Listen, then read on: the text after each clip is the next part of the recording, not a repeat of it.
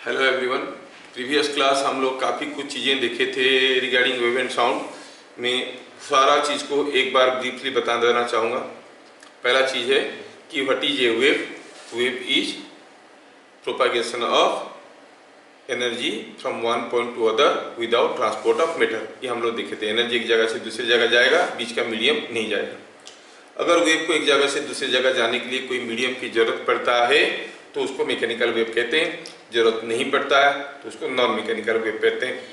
ये हम लोग वीडियो नंबर 1 में देख चुके हैं।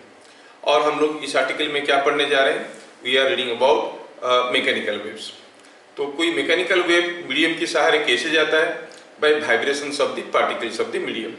अच्छा, तो जो पार्टिकल्स वाइब्रेट करते हैं उसके हिसाब से वेव को कितने कैटेगरी में डिवाइड किया जाता है? 2 कैटेगरी में डिवाइड किया जाता है। अगर पार्टिकल्स वाइब्रेट करते हैं along the direction of propagation of wave, wave ऐसे जा रहा है, पार्टिकल्स भी ऐसे ही वाइब्रेट कर रहे हैं। वेव जा रहा है ऐसे, पार्टिकल्स भी वैसे ही वाइब्रेट कर रहे हैं। तो ऐसा वेव को क्या कहते हैं? अब आपको बताना पड़ेगा। ऐसा वेव को क्या कहते हैं? Longitudinal wave. यस, अगर वेव ऐसे जा रहा है और पार्टिकल्स उसको परपेंडिकुलरली वाइब्रेट कर रहे हैं तो ऐसा वेव को क्या कहते हैं? बस मुझे मालूम है कि आप लोगों को मालूम है, तो ट्रांसवर्स वेव कहते हैं। Very good. लॉन्गिट्यूडिनल वेव को किसी एक मीडियम में जाने के लिए कैसे जाता है? By compression and rarefaction of the medium. अगर कोई मीडियम कंप्रेसिबल है तो उसके अंदर से लॉन्गिट्यूडिनल वेव बहुत ही आसानी से जा सकता है। तो फ्लूइड्स आर इजीली कंप्रेसिबल, तो हम कहेंगे longitudinal waves can easily pass through fluids. Transverse wave को किसी मीडियम में जाने के लिए क्या चाहिए? उस मीडियम में थोड़ा इलास्टिक प्रॉपर्टी होना जरूरी है। इलास्टिक प्रॉपर्टी मतलब the property by virtue of which a body restores its original shape and size after removal of any deformation force. कोई बॉडी को डिफॉर्म करते हैं फिर छोड़ देते हैं तो फिर से ओरिजिनल शेप एंड साइज में आ जाएगा। ये जो प्रॉपर्टी है उसको कहते हैं इलास्टिक प्रॉपर्टी। अगर कोई बॉडी में इलास्टिक प्रॉपर्टी है तो उसमें ट्रांसवर्स वेव जा सकता है। फ्लूइड्स का कोई इलास्टिक प्रॉपर्टी नहीं है। कोई गैस को आप अगर एक्सपांड करोगे फिर छोड़ दोगे तो ऑटोमेटिकली कंप्रेस नहीं होगा, मतलब इसमें इलास्टिक प्रॉपर्टी नहीं है। लिक्विड को आप जैसे कटोरी में रखोगे उस कटोरी का शेप ले लेगा, मतलब उसका कोई अपना शेप नहीं है। तो फ्लूइड्स के अंदर ट्रांसवर्स वेव को जाने में काफी दिक्कत होता है। अगर किसी एक मीडियम में किसी एक वेव को जाने में दिक्कत होता है तो उस मीडियम को, उस वेव के लिए डेंसर मीडियम कहा जाता है। अगर कोई एक वेव किसी एक मीडियम में आसानी से भाग सकता है तो उस मीडियम को, उस वेव के लिए रेरर मीडियम कहते हैं। जैसे water is a rarer medium for a longitudinal wave but A denser medium for a transverse wave. अब बात आई सॉलिड में। सॉलिड के केस में किस किस्म की वेव होते हैं? सॉलिड में दोनों किस्म की वेव हो सकते हैं क्योंकि solids are compressible as well as उनके पास इलास्टिक प्रॉपर्टी भी होता है। तो कैसा वेव बनेगा वो डिपेंड करता है कि जो वेव बना रहा है वो कैसे बना रहा है। The type of wave generated in A solid is depends on the mode of excitation of the wave. It depends on the mode of excitation of the wave. नहीं, अगर हम कोई एक बार को ऐसे स्ट्राइक करते हैं, ये ऐसे ऐसे वाइब्रेट होके जाता है तो ट्रांसवर्स वेव बनाता है। ऐसे स्ट्राइक करते हैं तो ऐसा ऐसा वाइब्रेशन जाता है तो लॉन्गिट्यूडिनल वेव बनाता है ना, लॉन्गिट्यूडिनल वेव बनाता है। और अगर हम टेढ़ा करके इसे मार लेते हैं तो मेरा जो टेढ़ापन है उसका एक कंपोनेंट ऐसे रहता है, कंपोनेंट ऐसे रहता है। Because of this component transverse waves produce होते हैं, because of this component longitudinal waves produce होते हैं। दोनों किस्म की वेव एक साथ प्रेजेंट हो जाते हैं। Combination of transverse and longitudinal waves in a medium is called ripples। तो ripples formation हो जाते हैं। क्या होता है? ripples are formed। आप कहोगे ripples formation होते हैं, ठीक है। What is ripple? Ripple is a combination of transverse and longitudinal wave। ठीक है, खैर ये सब चीज देखी। फिर उसके बाद हम लोग वेव की कैरेक्टरिस्टिक के बारे में देखे थे। कैरेक्टरिस्टिक के बारे में क्या देखे थे कि एम्पलीट्यूड क्या है। When the wave is passing through a medium, the particles are all vibrating। Particles अपनी जगह वाइब्रेट कर रहे हैं लेकिन वेव के साथ साथ भाग नहीं रहे हैं। They are oscillating about their equilibrium position or mean position। When a particle is oscillating, what is the maximum displacement of the particle from its equilibrium position? What is the maximum displacement of the particle from its equilibrium position is called the amplitude. And the consecutive distance, the distance between two consecutive crests or two consecutive troughs is called wavelength. And how many waves are produced per second by the external agent is called frequency.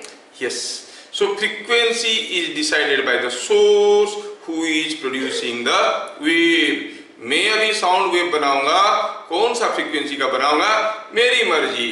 मैं हो ये low frequency हुआ कि high frequency हुआ? Low frequency. मैं अगर करता हूं मतलब आई एम क्रिएटिंग, तो कौन सा आवाज में निकालूंगा मेरे ऊपर डिपेंड करता है। तो frequency of A wave depends upon the source. And साथ साथ ये याद रखना, frequency of A wave can never be changed. एक बार बन गया तो बन गया, उसका फ्रीक्वेंसी को कोई बदल नहीं सकता।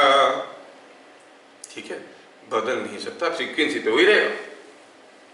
अच्छा, फिर रह गया कोई मीडियम का इलास्टिसिटी, कंप्रेसिबिलिटी कैसा है, उसके हिसाब से वेव उसके अंदर से कितने जोर से जाएगा। मतलब हम बात कर रहे हैं वेलोसिटी ऑफ वेव का। Velocity of wave is solely decided by the type of wave and the nature of the medium. Type of wave मतलब लॉन्गिट्यूडनल है कि ट्रांसवर्स है, बस ये दोनों में से कौन सा टाइप है, और मीडियम कैसा है, ये दोनों मिलकर डिसाइड करते हैं कि ये वेव का वेलोसिटी उस मीडियम में क्या होगा। ठीक है, and also we have seen a relationship between velocity, frequency and wavelength. नहीं, क्या था relation? v equal to F lambda. ये हम लोग प्रीवियस क्लास देखे हैं, v equal to F lambda. ये फॉर्मूला हर जगह मिल जाएगा, है बच्चा को मालूम होगा, लेकिन इसके अंदर वाली चीज सबको समझ में आना चाहिए। वो पूछ लेंगे v equal to F lambda में by increasing frequency velocity will increase और decrease. Velocity remain same. Yes, नहीं तो लोगों को लगेगा कि हाँ फ्रीक्वेंसी बढ़ा देंगे वेलोसिटी बढ़ेगा। अरे नहीं, मैं मोटे आवाज में बात करूं ओ ऐसे करके या ऐसे करके बात करूं, दोनों ही केस में फ्रीक्वेंसी अलग है, लेकिन velocity of sound is fixed. समझ में आया क्या? ये चीज दिमाग में बैठना चाहिए।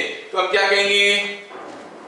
F is frequency of wave. अब फ्रीक्वेंसी ऑफ वेव का मतलब भी समझ में आना चाहिए। How many waves are produced per second? How many waves are produced per second?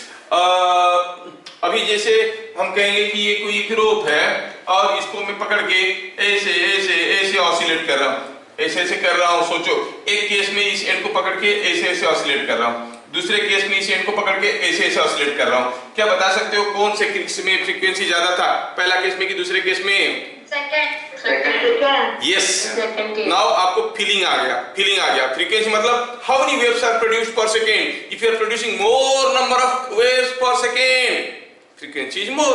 If you are producing less number of waves, तो फ्रीक्वेंसी इज लेस, है कि नहीं? सपोज दूसरा चीज देखो, मैं इसमें वेव बनाना चाहता हूँ, एक केस में ऐसे ऐसे ऑसिलेट करता हूँ, दूसरे केस में ऐसे ऐसे ऑसिलेट करना चाहता हूँ। कौन सा केस में एम्पलीट्यूड ज्यादा है, पहला केस में कि दूसरा केस में? दूसरा केस। हाँ, क्योंकि इतना दूर तक मैं फेंक रहा हूँ, पहला केस में ऐसे ऐसे फेंक रहा था, है ना? तो एम्पलीट्यूड क्या है, फ्रीक्वेंसी क्या है, समझ में आ रहा है? अच्छा, और अगर मैं आपको ऐसे दो वेव दिखाया, ये एक वेव दिखाया, ये एक वेव दिखाया, कौन सा वेव का एम्पलीट्यूड वेवलेंथ ज्यादा है, ऊपर वाला कि नीचे वाला? ऊपर वाले का। यहां से यहां तक का वेवलेंथ सबसे ज्यादा है ना? इससे ज्यादा है, तो वेवलेंथ किसका ज्यादा है? मतलब आपको अभी समझ में आने लगा है कि what it means by wavelength, what it means by frequency, what it means by amplitude. अब F is frequency of wave, lambda is wavelength, और इसमें सबसे इंपॉर्टेंट हुआ, मोस्ट इंपॉर्टेंट हुआ कि V is independent of frequency. V frequency के ऊपर depend नहीं करता है। समझ में आया क्या? It depends on type of wave and nature of medium, nature of इन दोनों चीजों के ऊपर डिपेंड करता है। ठीक है, यहां तक हम लोग जानते हैं। अब हम लोग कुछ क्वेश्चंस करेंगे और देखेंगे कि आप लोग कैसे इसका आंसर को बता रहे हो। Let me give you some questions. Okay, I give you question. A boy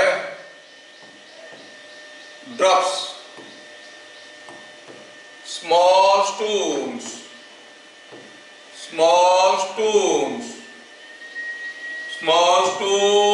into the water in a pond. Pond में पानी था, उसमें कोई बच्चा पत्थर डालने लगा। When he drops, when he drops 60 stones, 60 stones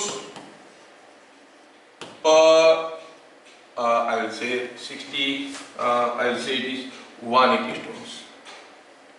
I will say when he drops 180 stones per minute,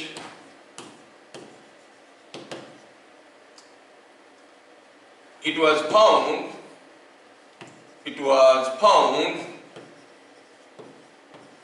that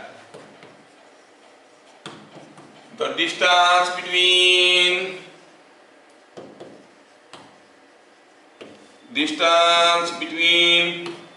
two consecutive, थोड़ा लंबा है लेकिन काफी इंफॉर्मेटिव है। सारा इंफॉर्मेशन को एक के अंदर भरने की कोशिश कर रहा हूं। Two consecutive crest is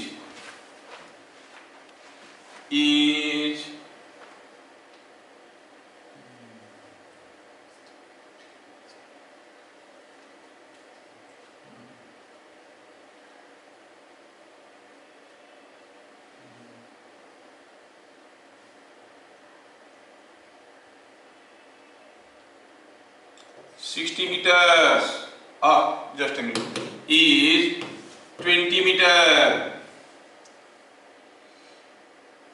Now question starts. Question start हो गया। यहाँ से क्वेश्चन आपको अब सोचना है, बताना। ये तो डाटा दिया गया है, अब क्वेश्चन स्टार्ट हो रहा है। क्या ये क्वेश्चन सबको समझ में आया? अभी तक क्या निकालना है मैं पूछा नहीं हूँ, बस I given you some data जिसको यूज करके मैं अभी कुछ क्वेश्चंस पूछने वाला हूँ। अच्छा, ऐसा बात है। अच्छा, अगर ये बात है तो चलो सोचते हैं कि इस केस में सोचो और बताओ। ठीक, distance between them is 20 meter. थोड़ा सा जगह नहीं बनाने से ना कंफ्यूजन क्रिएट होता है, तो यस, ये ठीक है। तो ठीक, अब ठीक। A boy drops small stones into the water in a pond. When he drops 180 stones per minute, it was found that the distance between two consecutive crests is 20 meter. Bit number one.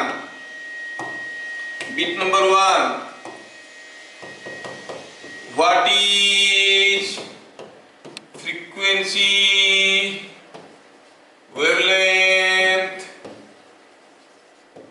and velocity of wave produced? Just a minute, हम पूछेंगे ना और भी देंगे। ये तीन चीज निकालना। Bit number 2. If he drops 240 stones per minute, 240 stones per minute, then find the distance between two consecutive crests. 15 metre. ये है क्वेश्चन। दो क्वेश्चन दिया गया है, आपको बताना है। तीसरा क्वेश्चन भी जोड़ देते हैं। इन व्हिच केस, पहला केस में कि दूसरा केस में, the waves reach the side of pond the earliest, कौन सा केस में वो किनारे पे जल्दी पहुंचेगा? when you are dropping 180 stones per minute or you are dropping 240 stones per minute, कौन सा केस में वेव किनारे पे जल्दी पहुंचेगा? इतना सारा क्वेश्चन आपको दिया गया है। अब ये सारा केस का आंसर करना है। Yes yes yes yes yes yes, आप लोग तो बहुत बढ़िया कर रहे हैं। Yes yes yes yes yes, बहुत बढ़िया, एकदम मस्त सोच रहे हो। मुझे कितना अच्छा लग रहा है कि मैं इतना अच्छा समझाया, हर कोई कर पा रहा है। आपका कोई क्रेडिट नहीं है, सब मेरा है, ठीक है? हाँ, ज्यादा खुश होने की कोई जरूरत नहीं है। सेम होगा। ठीक है, ठीक है, तो शुरू करते हैं सॉल्यूशन। Sir 1 minute. हाँ, देखो देखो देखो, देख लो। Sir third, A boy drops small stones into water. A boy drops small stones into water in a pond. When he drops 180 stones per minute, it was found that the distance between two consecutive crests is 20 meter. आप कभी कभार देखे होंगे frustrated लोग pond के किनारे बैठ के पत्थर फेंकते रहते हैं कि नहीं? हाँ, फ्रस्ट्रेटेड लोग जो पत्थर फेंकते हैं, जहां पर पत्थर टुपुक करके गिरता है पत्थर, उसके चारों तरफ के रिंग शेप का वेव धीरे धीरे धीरे धीरे दूर जाता है कि नहीं जाता है? Yes sir. फिर दूसरा पत्थर डालेगा तो दूसरा रिंग जाएगा। वो 1 मिनट में डाल रहा है 180 स्टोन्स, तो इसे बहुत कितने ठो रिंग वो बना रहा होगा 1 मिनट में? 180 रिंग्स नहीं, 2 कॉन्जिक्यूटिव क्रेस्ट के बीच में, मतलब 2 कॉन्जिक्यूटिव रिंग के बीच में, 2 कॉन्जिक्यूटिव रिंग के बीच में डिस्टेंस कितना है? It was found the distance is 20 meter between 2 consecutive rings. ठीक है, between 2 consecutive rings the distance is 20 meter. ये सब डाटा दिया गया है। तो सॉल्यूशन करते हैं। सॉल्यूशन में क्या लिखेंगे? First case, how many waves are produced per minute? Waves produced per minute कितना है? 120 180 है, सॉरी 180 है। 180 waves are produced per minute. So frequency is waves produced per second. हाँ, it is 180 by 60 is 3 hertz. This is the frequency first case. Lambda the wavelength क्या ये? Distance between 2 consecutive crests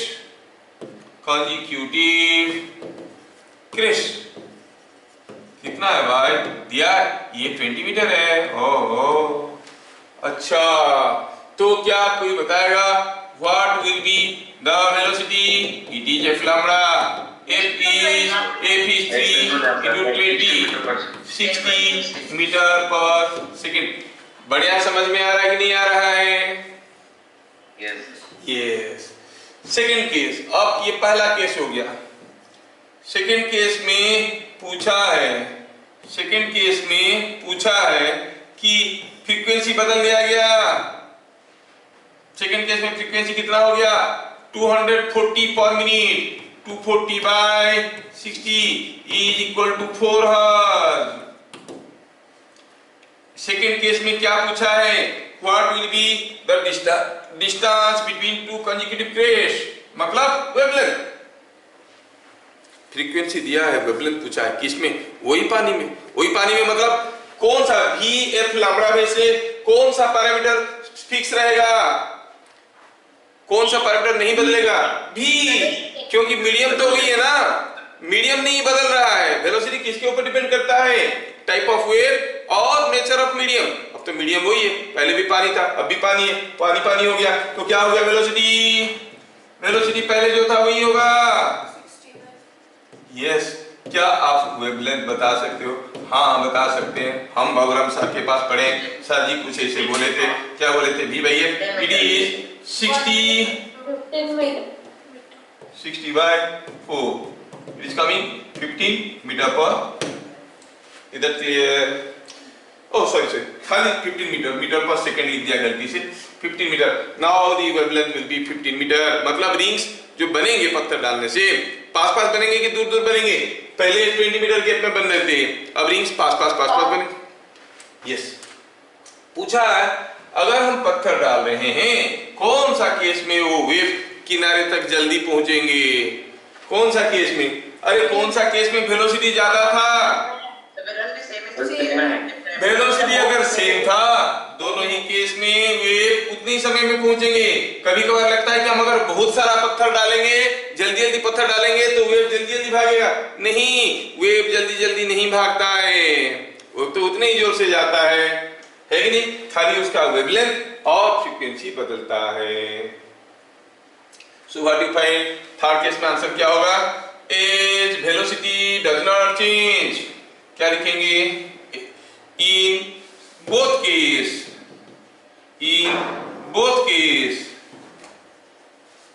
velocity of wave is same so in both case they will reach the pond side in same time। क्या आपको समझ में आया yes sir yes अभी थोड़ा एक खूंखार क्वेश्चन बताने की कोशिश कर रहा हूं ठीक है दूसरा क्वेश्चन देखते हैं लेट्स सी दूसरा question A transverse wave is shown in figure कोई ट्रांसवर्स वेव को मैं फिगर में दिखाना चाहता हूं ठीक है फिगर में दिखाओ ट्रांसवर्स वेव को कैसा है ये वेव ये ऐसा है कोई ट्रांसवर्स वेव है वो ऐसे जा रहा है क्रुक क्रुक क्रुक क्रुक क्रुक क्रुक क्रुक क्रुक क्रुक क्रुक क्रुक क्रुक क्रुक क्रुक ऐसा ये ट्रांसवर्स वेव है और क्या दिया है ये वेव में दिया यूं है कि वेव ऐसे जा रहा है ठीक है। अच्छा यही ट्रांसवर्स वेव को क्या किए हम दो बार draw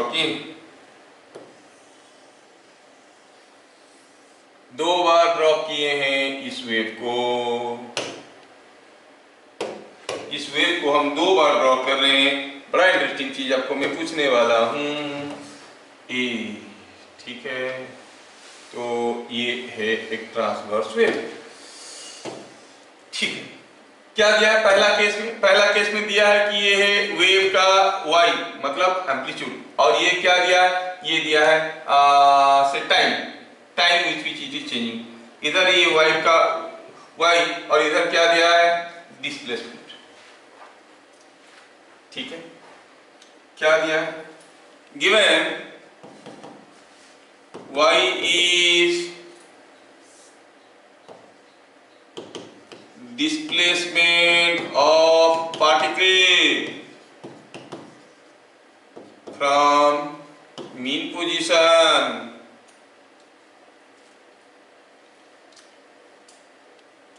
x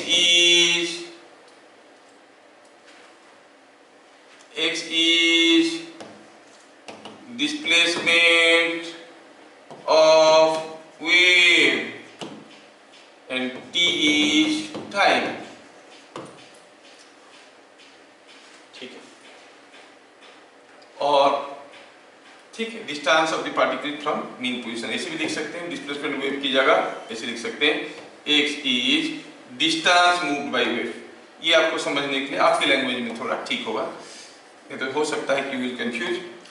distance moved by the wave. थोड़ा ध्यान से देखिए, कोई वेव जा रहा है, ऐसे ऐसे जा रहा है, समय के साथ भी तो बदल रहा है। यहाँ पर भी जैसे जैसे आगे जा रहा है, कितना दूर गया, कैसे दिखेगा, ये डिस्टेंस के साथ दिख रहा है। यहां से चलना शुरू किया था, यहां पर चलना शुरू किया था, क्या दिया, ये स्टार्टिंग पॉइंट था, t इक्वल टू 0 में चलना शुरू किया, और ये पॉइंट दिया है, ये पॉइंट दिया है, क्या दिया है, ये पॉइंट दिया है t इक्वल टू से 3 seconds, t equal to 3 seconds. अच्छा, ये यहां पर क्या दिया है, यहां पर दिया है, ये दिया है x इक्वल टू 0, और ये क्या दिया है, ये दिया है x इक्वल टू 10 मीटर। ये हो गया x in meter, t in second. I hope you understand the question. तो पार्टिकल का डिस्प्लेसमेंट को समय के साथ और डिस्टेंस के साथ ड्रॉ किया गया है। अगर इधर का हम लेते हैं टाइम, अलग अलग समय में पार्टिकल का पोजीशन अलग था। ये पार्टिकल शुरू में ऐसे था, कुछ समय बाद ऊपर गया, नीचे आया, ऐसे ऐसे ऑसिलेट कर रहा है, तो अलग अलग एक समय में ऐसे ड्रॉ करके दिखाया गया। इसमें भी ऐसे दिखाया गया। Here the wave variation is shown with respect to time, here with respect to displacement. पूछा क्या, फाइंड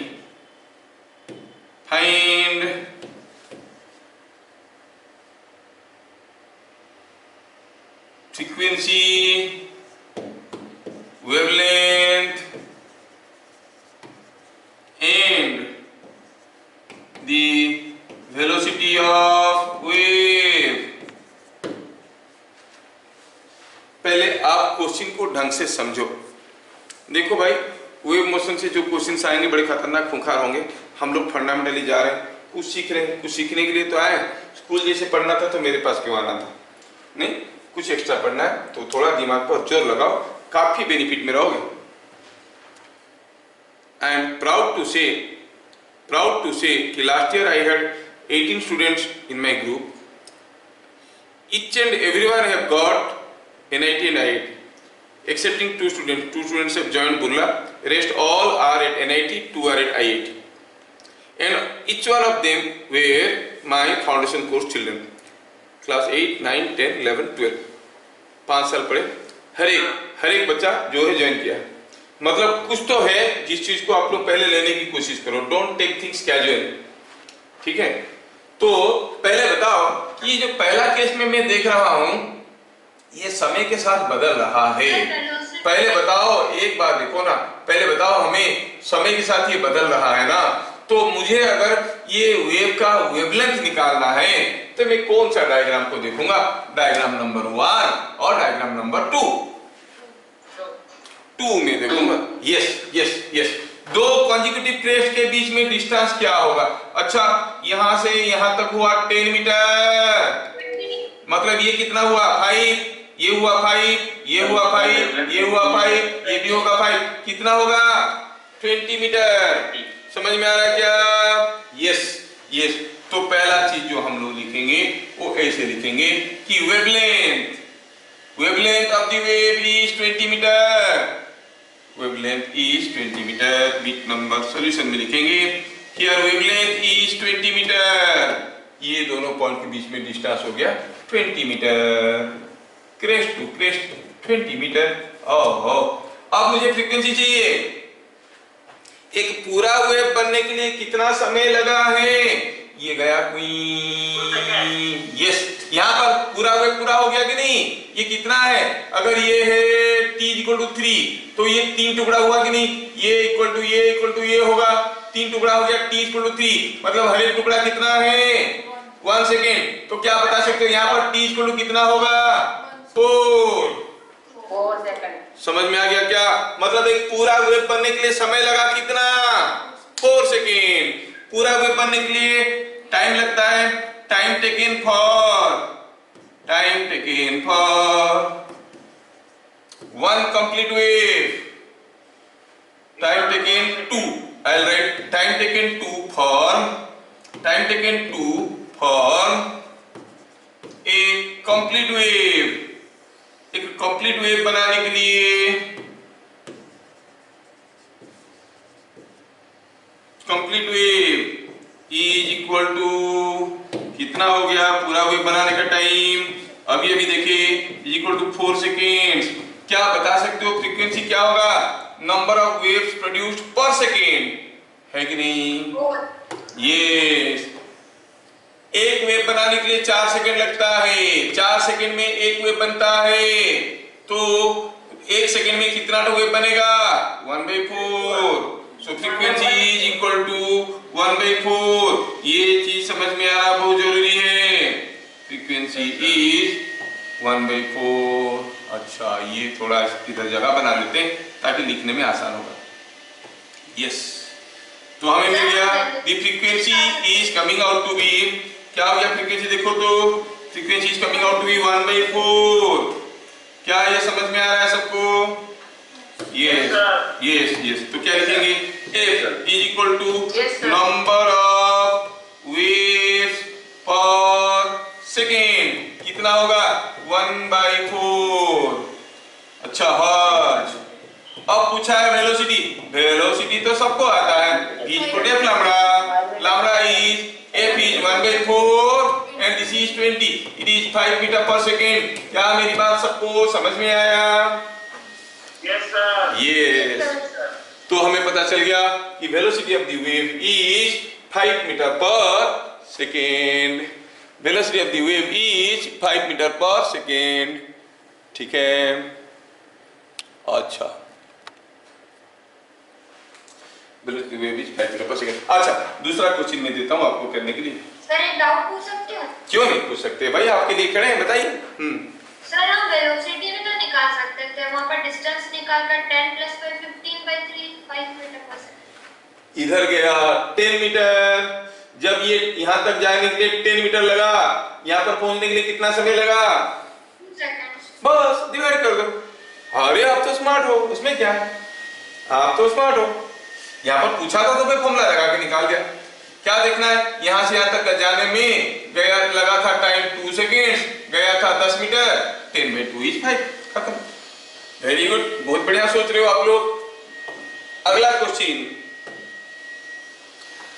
क्वेश्चन में, ठीक है, ये कोई एक वेव है,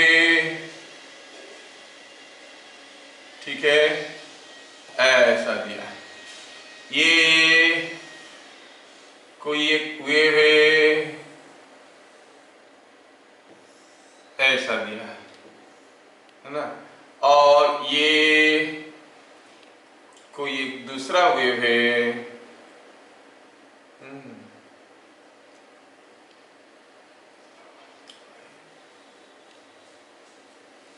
एक वेव ऐसे दिया है, एक वेव ऐसे दिया है, ये दिया है वेरिएशन ऑफ वेव, ठीक है। ये एक से किधर गई, एक से पूछा है, क्या पूछा है, in figure shown,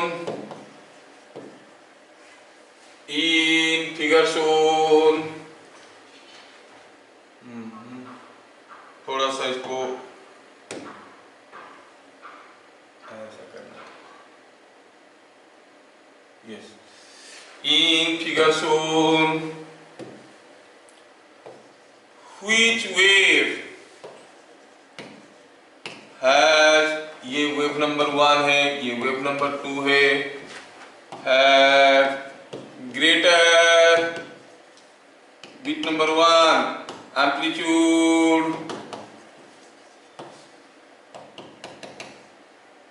frequency, wavelength, sorry,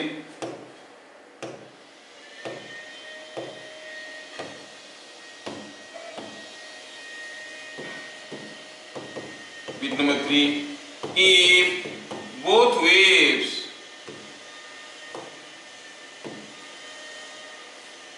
have same velocity,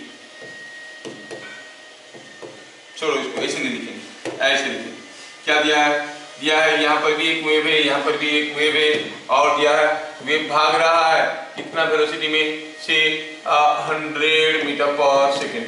ये वेव भी भाग रहा है, ये कितना जोर से भाग रहा है, ये भी भाग रहा है 100 मीटर पर सेकेंड में। दोनों वेव भाग रहे हैं 100 मीटर पर सेकेंड में, ये भी भाग रहा है 100 मीटर पर सेकेंड में। पूछा है कौन सा वेव का ग्रेटर एम्पलीट्यूड है, ग्रेटर वेवलेंथ है, ग्रेटर फ्रीक्वेंसी है, कौन सा वेव का फ्रीक्वेंसी ज्यादा है, कौन सा वेव फर्स्ट का सेकंड होगा, फर्स्ट का सेकंड होगा, ए है। ये क्या हो गया, सेकंड का भी सेकंड होगा और सेकंड का भी सेकंड और थर्ड का फर्स्ट। हां थर्ड का फर्स्ट। बीट नंबर 1, एम्पलीट्यूड किसका ज्यादा है, ए और बी, बी। अच्छा, वेवलेंथ किसका ज्यादा है, वेवलेंथ बी, तो बी का ज्यादा है। यहाँ से यहाँ तक एम्पलीट्यूड होता है ये डिस्टेंस, आपको मालूम है, एम्पलीट्यूड होता है ये डिस्टेंस, ये ज्यादा है। और वेवलेंथ क्या होता है, वेवलेंथ इज दिस डिस्टेंस, ये ज्यादा है, दूसरे वाले का, पहले वाले का छोटा है। पहला वाला का वेवलेंथ तो इतना थोड़ा सा छोटा सा चुचु, ये कितना है, इसका एम्पलीट्यूड भी तो छोटा सा है कि नहीं, एम्पलीट्यूड छोटा है, वेवलेंथ छोटा है, इसका एम्पलीट्यूड भी बड़ा, एम्पलीट्यूड भी बड़ा, वेवलेंथ भी बड़ा। अब पूछा फ्रीक्वेंसी, सोचो दोनों का, हम जानते हैं कि दोनों का वेलोसिटी बराबर दिया गया है, velocity given 100 meter per second. आप जानते हो frequency is v by lambda, frequency is v by lambda. Wavelength अगर b का ज्यादा है, दोनों का v बराबर है, b का वेवलेंथ ज्यादा है, तो आप क्या कहोगे, lambda b is more than lambda a, implies frequency of b is less than frequency of a। क्या मेरी बात समझ में आ रहा है, तो किसका फ्रीक्वेंसी ज्यादा है, ए का। समझ में आया क्या, यस सर, यस। अगला क्वेश्चन, अगला क्वेश्चन थोड़ा ज्यादा दिमाग वाले बता पाएंगे। When a transverse wave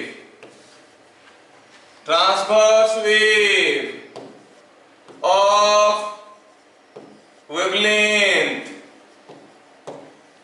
10 meter passes through a string,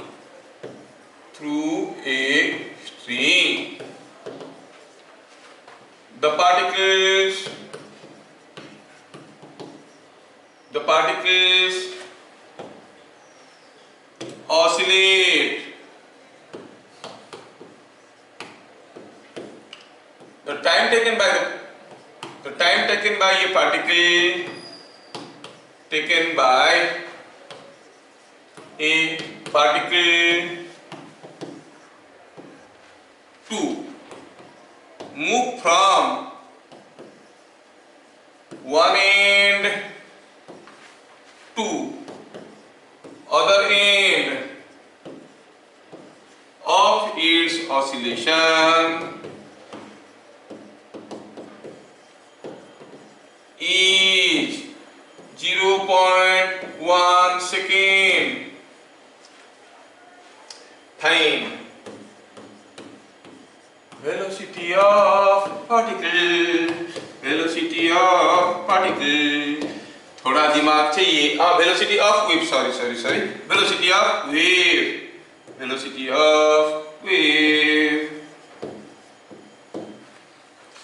find velocity of wave. It's very simple question, आपको करना, जिनको समझ में आता है। 100 meter per second, oh I don't believe, no।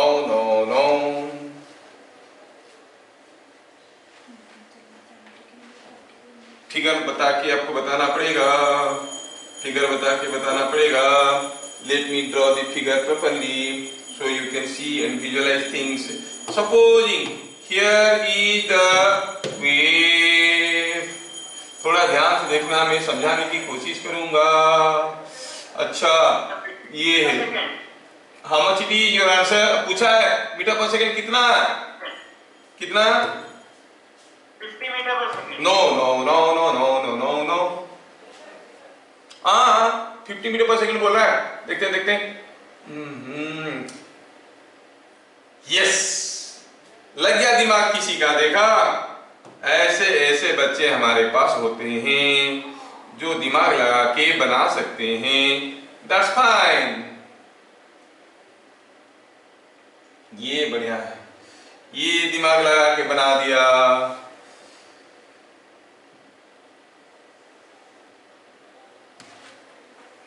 ठीक है, तो ये हो गई हमारा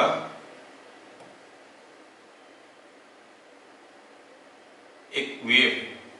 चलिए इस वेव को पहले मैं क्या करता हूं, समझाने के लिए कोशिश करता हूं। आई कमांड, ठीक है। अब मैं इसका कॉपी कर लेता हूं। देखो कितने मजेदार आएगा ये चीज।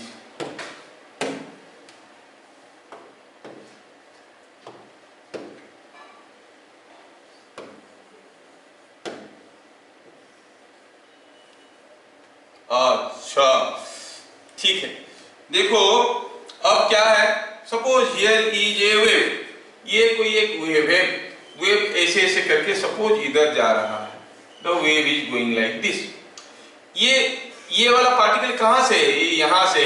क्या हुआ है, ये पार्टिकल अभी यहाँ पे आ गया है। ये पार्टिकल अपनी अपनी जगह ऑसिलेट करने वाला है, ठीक है। अब ये पार्टिकल कैसे गया है, देखो ऐसे यहां तक गया है, रुकेगा नहीं, वापस आएगा, आके यहाँ रुकेगा क्या?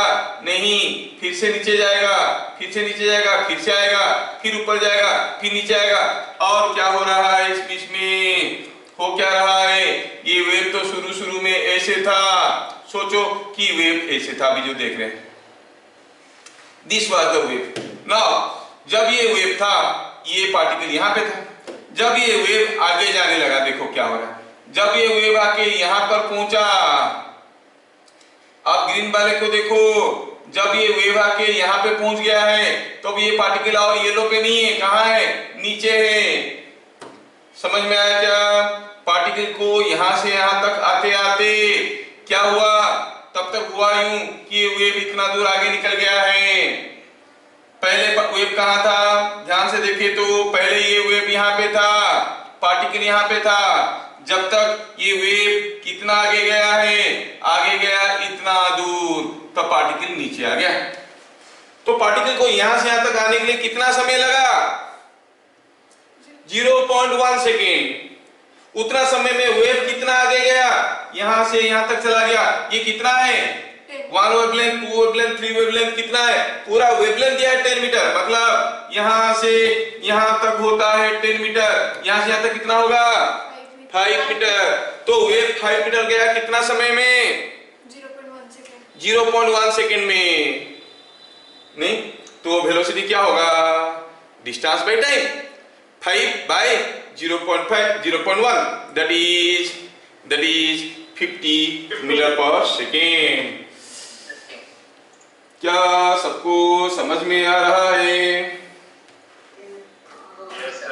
ये that is also a very intelligent and wiser method of doing, क्योंकि आपको वहां पे फ्रीक्वेंसी वगैरह भी पूछ सकता है। तो सोचो तो ये पार्टिकल जो ऑसिलेट कर रहा था, कौन? ये जो पार्टिकल ऑसिलेट कर रहा था, उसको यहां से यहां तक आने के लिए 0.1 सेकेंड लगा। सोचो ये पार्टिकल ऑसिलेट कर रहा है, ऊपर गया, नीचे आया, और नीचे और ऊपर। सोचो ये पूरा एक बार होने के लिए टाइम लगता है t। पूरा एक बार ऐसे करने के लिए, कंप्लीट ऑसिलेशन करने के लिए, कंप्लीट ऑसिलेशन मतलब यहां से शुरू किया, ऊपर गया, नीचे आया, फिर आया, अपनी जगह आके पहुंच गया, फिर से रिपीट करेगा सेम पाथ को। तो बिफोर इट रिपीट्स, एक कंप्लीट ऑसिलेशन करने के लिए, कंप्लीट ऑसिलेशन मतलब शुरू करेगा, जाएगा, इधर आएगा, फिर वापस आएगा, तो ये हुआ कंप्लीट ऑसिलेशन। एक कंप्लीट ऑसिलेशन करने के लिए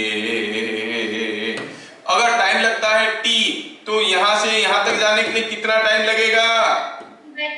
t/4 इतना खाली t/4। यहां से यहां तक कितना लगेगा t/4। तो यहां से यहां तक आने के लिए कितना लगेगा t/2 है कि नहीं। तो अगर एक कंप्लीट ऑसिलेशन को t सेकेंड लगता है तो t/2 कितना है 0.1 सेकेंड, क्योंकि ऊपर से नीचे आने का समय दिया है। क्या मेरी बात सबको समझ में आ रहा है? Is it understood? अरे समझ में आया कि नहीं आया? Yes sir. हाँ ठीक है, तो समझ में आ गया लोगों को कि समझ में ये आया कि अगर एक्सट्रीम पोजीशन से एक एक्सट्रीम से दूसरा एक्सट्रीम में जाने के लिए टाइम 0.1 सेकेंड लगता है तो क्या लिखेंगे, इसको थोड़ा समझा के लिखते हैं। ठीक है, समझा के लिखते हैं। Let me explain you everything now. फिर से as the particle takes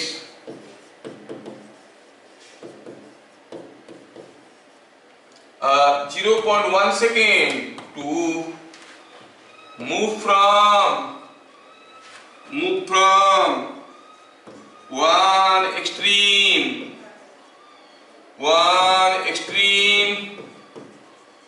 to other. As the particle takes 0.1 second to move from one extreme to other, therefore the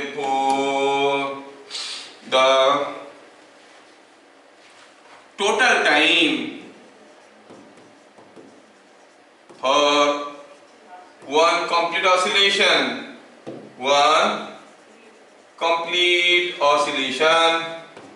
is equal to कितना होगा, क्या होगा बताइए, कोई बताएगा?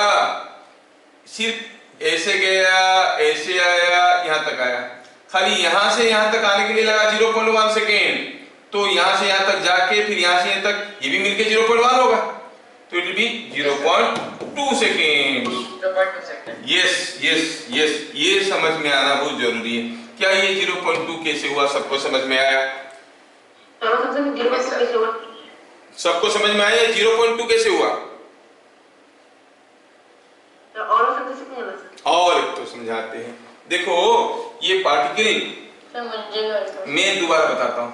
सपोज हम कहेंगे यहाँ पर कोई पार्टिकल ऐसे जाता है, ऐसे आता है, फिर ऐसे करता है। सपोज पहले सोचो कि पार्टिकल को यहाँ से यहाँ तक जाने के लिए सपोज टाइम लगता है 1 सेकेंड, ठीक है। तो पूरा एक बार करने के लिए कितना समय लगेगा? जाएगा 1 सेकेंड, आएगा 1 सेकेंड, इधर को 1 सेकेंड, फिर से 1 सेकेंड, कितना हुआ 4 सेकेंड होगा कि नहीं होगा? यस। अच्छा यहां से यहां तक आने के लिए कितना समय लगेगा? 2 सेकेंड। यहां पर दिया है कि जब ये यहां से यहां तक आने के लिए 0.1 सेकेंड ले रहा है तो पूरा चीज के लिए कितना समय लेगा? 0.2। जब ये यहां से यहां तक आने के लिए 2 सेकेंड लेता था, पूरा टाइम होता था 4। Are you getting my point? क्या अभी समझ में आया?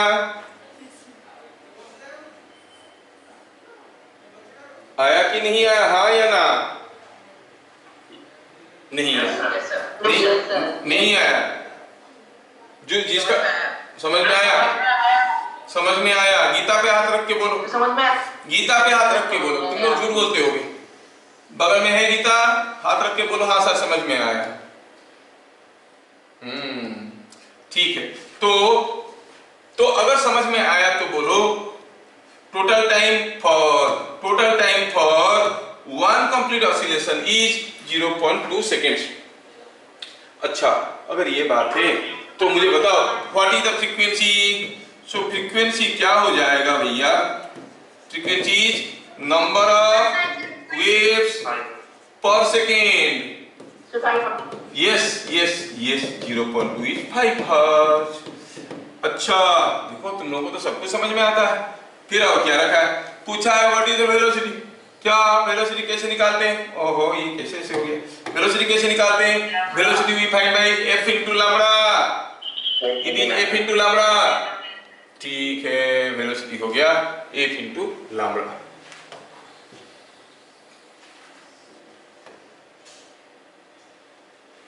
F into lambda.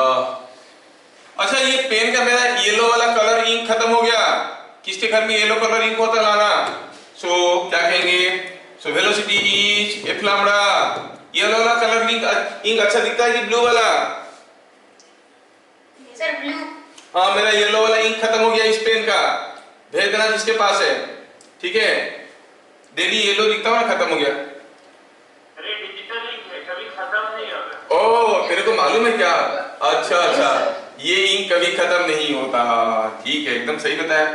तो ये v equal to F lambda F हो गया 5 और लैम्डा दिया हुआ है कितना, 10 मीटर।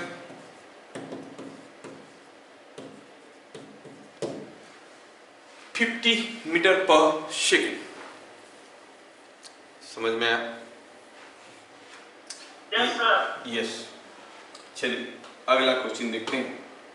प्रीवियस क्लास में बताया था, लेकिन क्या मालूम आप लोगों को याद है कि नहीं। ऐसा दिया है कि कोई एक मीडियम में ये कोई एक वेव है जो कि आगे जा रहा है,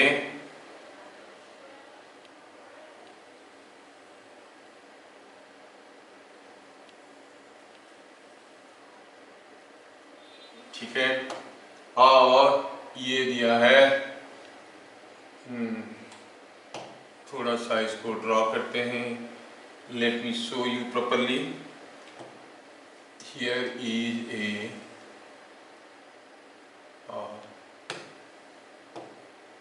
थोड़ा फिगर ड्रॉ करता हूँ देखने के लिए कि आप लोगों को सच में समझ में आता है कि ऐसे इफेक्टिव।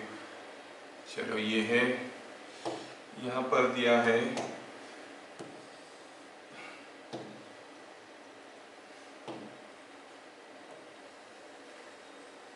ऐसा दिया है, वाह अच्छा ये हो गई, ऐसे दिया है, ये दिया है 10 सेंटीमीटर, ये y है, ये x है, ये दिया है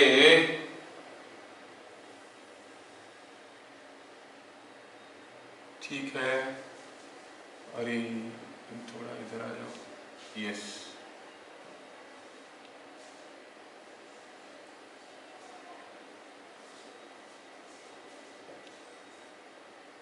ठीक है। दूसरा है, जस्ट ए मिनट, थोड़ा सा इसको सेट करते हैं। अच्छा ये थोड़ा, यस यस, ये ऐसा बहुत बढ़िया। आखिरी चीज ड्रॉ करने की कोशिश करें, ये है, क्या दिया है, सब चीज दिया है, ये है 10 सेंटीमीटर, ये है -10 सेंटीमीटर, ये है -5 सेंटीमीटर, ये है बीच में है ये -5 सेंटीमीटर, और ये है 5 सेंटीमीटर। अच्छा क्या दिया, यहाँ पर दिया है ये जो पार्टिकल है यहाँ पे ये डिस्टेंस दिया हुआ है, और ये जो पार्टिकल है दिया गया है यहाँ से, ये डिस्टेंस दिया गया है।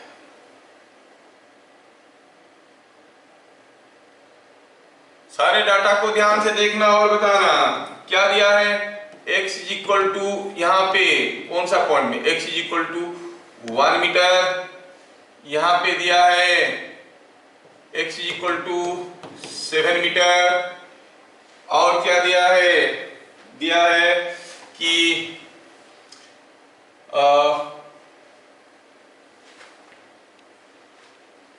क्वेश्चन दिया है, consider the wave shown in figure।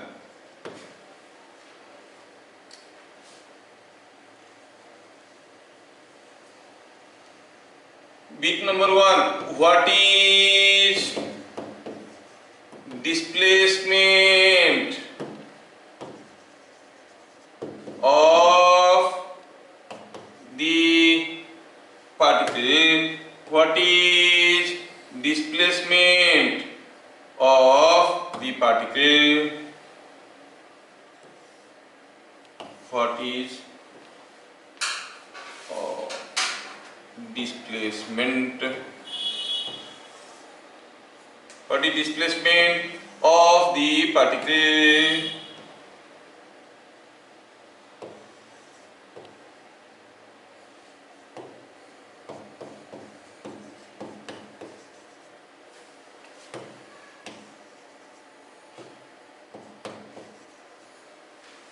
What is displacement of the particle from mean position, from equilibrium position when just a minute. What is the displacement of the particle at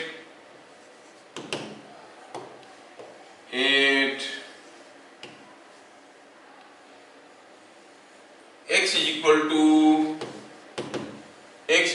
to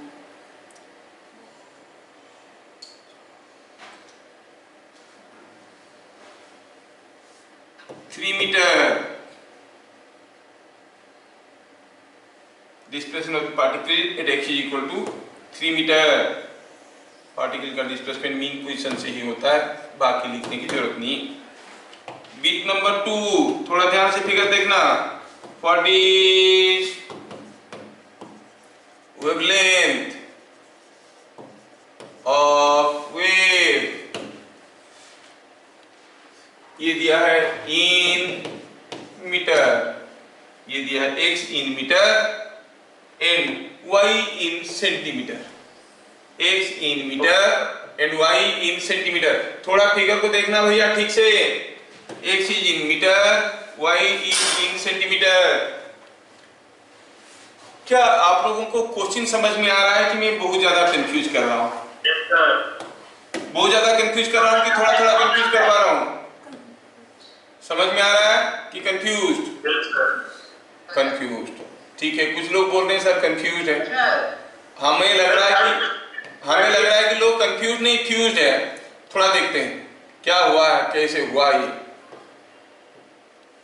ठीक, तो दिया यूं है कि ये थोड़ा मैं लिखने में गड़बड़ कर दिया ना, इसीलिए थोड़ा लोग कंफ्यूज हो रहे हैं. Displacement, what is displacement? तब तक आप लोग एक बार क्वेश्चन देख चुके हो, अब आप सोच रहे होगे डिस्प्लेसमेंट. तब तक मैं क्वेश्चन को ठीक से लिखता हूं. Of the particle, displacement of the particle at x equal to 3 meter. दूसरा पूछा है what is wavelength of the wave. ऐसा भी पूछा है वेवलेंथ क्या है इस वेव का. हाँ देखो, बड़ा इंटरेस्टिंग फिगर है. चलिए, 5 cm 8 meter. 5 centimetre and wavelength कितना है? 8 meter. Sir 8 metre. 8 मीटर. देखा कैसा होता है. देखो बच्चे बहुत अच्छे. हाँ, बहुत बढ़िया. तो let me help you doing this. अच्छा, ये x इज इक्वल टू 1 है, यहां से x इक्वल टू 1 है, इधर से 1 ले आओ, यहां से 1 ले आओगे तो ये कितना होगा भैया? देखो मैं यहां पर एक लाइन ड्रॉ कर रहा हूं. अगर यहां से यहां तक 1 है तो यहां से यहां तक 1 होगा कि नहीं होगा? होगा. अच्छा, ये पूरा ऐसा है, ये यहां से ये x इक्वल टू 1 है, ये इक्वल टू 7 है, तो यहां से यहां तक भी 1 मीटर होगा कि नहीं होगा? तो ये पॉइंट कितना होगा? x equal to 8. क्या ये सबको समझ में आ रहा है? पता चल गया. This point must be x equal to 8. इसका मतलब है wavelength is x equal to 8 meter, wavelength is 8 meter, यहां से यहां तक या फिर यहां से यहां तक। बात तो एक ही हुआ ना। क्या वेवलेंथ 8 मीटर कैसे हुआ, सबको समझ में आया? Yes sir. समझ में आ गया। अगर ये 8 मीटर है तो कोई मुझे बताएगा यहां से यहां तक कितना होगा? यहां से यहां तक 4 मीटर होगा। ठीक है, ये अगर 4 मीटर हुआ, x इक्वल टू ये भी है 1 मीटर, इसका मतलब ये वाला पॉइंट कितना होगा? 3 meter. x is equal to 3 meter. बस आपको समझ में आ गया कि this point must be x is equal to 3। ये point x is equal to 3 में पार्टिकल का डिस्प्लेसमेंट, यह पार्टिकल अब कहां पर है? यहां पे है। ये ऊपर गया कितना है? 5 सेंटीमीटर। तो हम कहेंगे बिट नंबर 2 तो था 7 is equal to lambda is equal to 8 meter per second. Bit number 1 कितना आएगा? 5। क्या आपको समझ में आ रहा है? क्या ये क्वेश्चन और इसका आंसर समझ में आया? बहुत ही टेढ़ा था, समझ में आया क्या? Yes sir.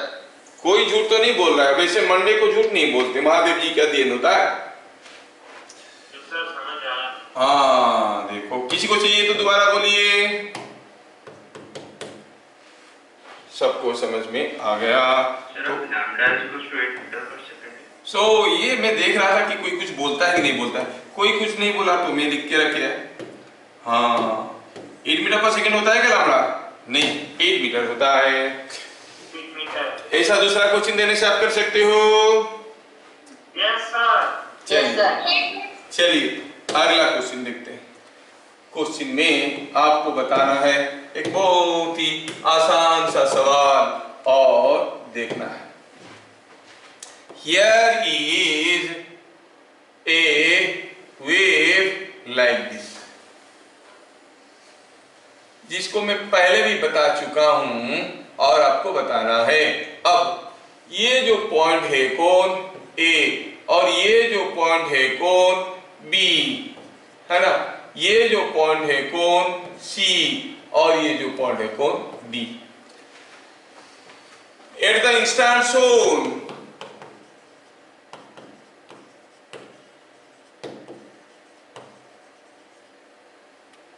at the instant shown,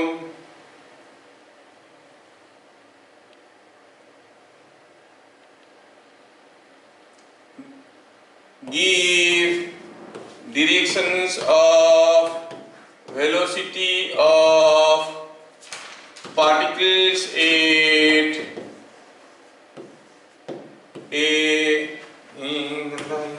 A B लिखना चाहिए था, थोड़ा सीक्वेंस में नहीं लिखे। ए बी सी डी ऐसे करके लिखना चाहिए। लोग पूछेंगे कौन सा टीचर पढ़ा रहे थे, मेरे नाम मत बोलना। ये particle find direction of velocity of particles at A B C and D, ये आपको बताना है। प्रीवियस क्लास हम लोग ऐसा क्वेश्चन डिस्कशन कर चुके हैं, तो आज की क्लास में हर कोई फटाफट बताएगा, ये मेरा दावा है, क्योंकि सारे हमारे बाहुबली टाइप के स्टूडेंट। यस बोलिए। Sir up down down up. Up down down up ऐसा बोल रहे हैं। Sir down up down. Down up down, up down down up. तो दो आंसर आया, एक आया डाउन अप डाउन, एक आया अप डाउन डाउन अप, ऐसा आया। अच्छा हुआ क्या है प्रैक्टिकली इसमें? हुआ यूं है डाउन अप अप। चलिए देखते हैं क्या हुआ है इसमें। हुआ यूं है कि वेव तो भाग रहा है, ये वेव भाग रहा है। देखिए ये वेव पहले यहाँ पे था, ये वेव आगे भाग रहा है, मतलब लेफ्ट की तरफ जा रहा है कि राइट की तरफ? लेफ्ट की तरफ। ले लो लेफ्ट की तरफ, थोड़ा सा ले लिए और देखो क्या हो रहा है। थोड़ा सा ले लिए। अब हम जानते हैं कि A वाला पार्टिकल A पे ही ऑसिलेट करेगा, B वाला पार्टिकल B पे ही ऑसिलेट करेगा, C वाला पार्टिकल C पे ही ऑसिलेट करेगा। क्या मेरी बात समझ में आ रहा है? D वाला पार्टिकल D पे ही ऑसिलेट करेगा। अब सोचो ए किधर गया, ए किधर गया, और बी किधर गया, डाउन, सी किधर गया, सी, हाँ डाउन आ गया, सी डाउन आ गया, डी किधर गया, ये पॉइंट में आ गया। अब डाउन डाउन। क्या मेरी बात सबको समझ में आया? तो हम कहेंगे ए गया डाउन, देखो ए ऑफ गया भाई, ए ऑफ गया, ए ऊपर गया, येलो में था ग्रीन में गया, ऊपर गया, बी येलो में था ग्रीन में आया, नीचे आया, सी येलो में था नीचे आया, डी येलो में था ग्रीन में गया, यहाँ पे आ गया। देखो मतलब अब क्या सबको याद आ गया? समझ में तो लास्ट क्लास ही आ गया था। वेव को ड्रॉ करना पड़ेगा फाइंड करने के लिए डायरेक्शन। और हम जानते हैं कि ये जो पार्टिकल बी है ना, वो तो इसी लाइन पे ही डेंस कर रहा है। अरे जब आपकी पॉन्ड में जो बात कर रहे थे शुरू में, पॉन्ड में मान लो एक पीस ऑफ थर्मोकोल पड़ा है, आपने यहां पर एक पत्थर गिराया, क्लुप, तो क्या बन गया? वेव बन गया। वेव जाएगा, आप देखोगे ये थर्मोकोल ऑसिलेट कर रहा है, लेकिन थर्मोकोल किनारे तक जाएगा क्या? नहीं, ये तो अपनी जगह ही ऑसिलेट करते रह जाएगा। ये जो थर्मोकोल पीस इधर पड़ा है, डार्क थर्मोकोल पीस है ना, ये जो थर्मोकोल पीस है, dark thermocol piece will oscillate with its own position. आप देखोगे वेव आगे जा रहा है, लेकिन जो पीस ऑफ थर्मोकोल था ये अपनी जगह ऐसे ऐसे ऐसे ऐसे हो रहा है, ना कि ये भाग रहा है, क्योंकि भागेगा तो इसको वेव नहीं कहेंगे। Wave is transfer of energy without transport of matter. जैसे आप यहाँ पर पत्थर डालोगे, ये पीस ऑफ थर्मोकोल अपनी जगह ऐसे ऐसे ऐसे ऐसे होते रहेगा, और उसके नीचे से क्या होगा? वेव भाग जाएगा। Are you getting my point? Similarly here, each particle is oscillating at its about its equilibrium position or mean position. Wave भाग रहा है। अरे समझ में आ रहा है कि ऊपर से जा रहा है? समझ आ रहा है, देखा? क्योंकि कभी कभार ना वेव है ना समझ में नहीं आता है। क्यों बताओ? क्योंकि ये हो गया आपका सर, ये हो गया आपका कान, मैं भेजा वेव और गया वेव ऐसे ट्वी ट्वी ट्वी ट्वी ट्वी ट्वी, तो क्या हो गया? यू आर अंडरस्टैंडिंग और स्टैंडिंग अंडर? स्टैंडिंग अंडर, क्योंकि वेव तो ऊपर से चला गया, वेव तो ऐसे चला गया, नहीं भेजा वेव ऐसे, गया वेव ऐसे, पता चला सर वेव मोशन पढ़ा लिए, ऐसे पढ़ाया कि सारा सारा वेव ऊपर से भाग गया। ऐसा तो नहीं जा रहा ना?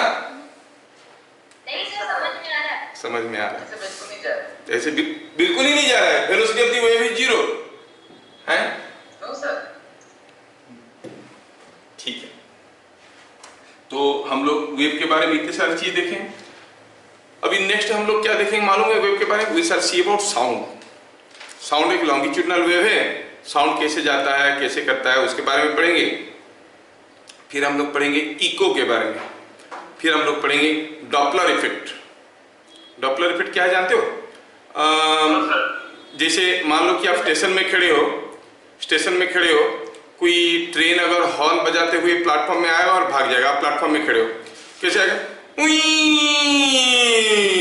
ऐसा आवाज आता है कि नहीं?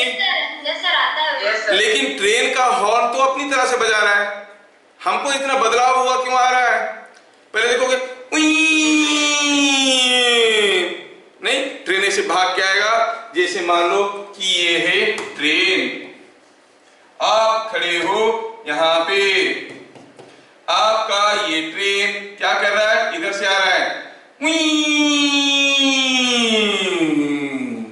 ऐसे हो जाएगा, मतलब इधर आएगा, फ्रीक्वेंसी मोटा हो जाएगा, फ्रीक्वेंसी कम हो जाएगा, और जब पास आ रहा था इधर से फ्रीक्वेंसी ज्यादा हो जाएगा। अगर ट्रेन चलता नहीं होता तो कैसे सुनाई देता? कांस्टेंट साउंड, जबकि भागने के कारण ऐसे सुनाई देगा, है कि नहीं? This phenomenon is called Doppler effect. क्यों होता है, कैसा होता है, कितना होता है, क्या सुनाई देता है, क्यों सुनाई देता है, क्या बहरा को भी सुनाई देगा, जो वैसे भी बहरा है जिसको कुछ भी नहीं सुनाई देता है उसको डॉपलर इफेक्ट सुनाई देगा। ये सारा जानने के लिए देखिए हमारा अगला क्लास, फिर मिलेंगे, तब तक जय हिंद।